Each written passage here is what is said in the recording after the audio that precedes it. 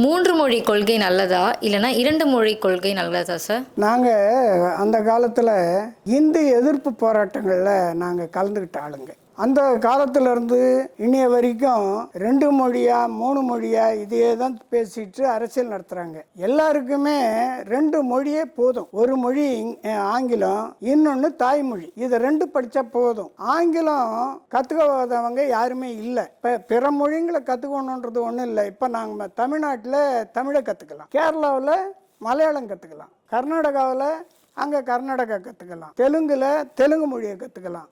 இப்படி ஹிந்தி படிக்கக்கூடிய இடத்துல ஹிந்தியை கற்றுக்கலாம்.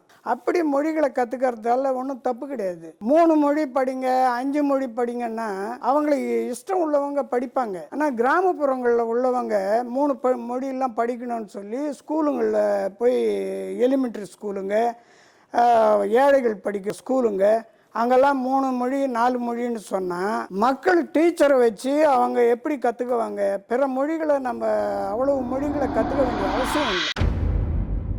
இருமொழி கொள்கையே இந்தியாவுக்கு உகந்த இது.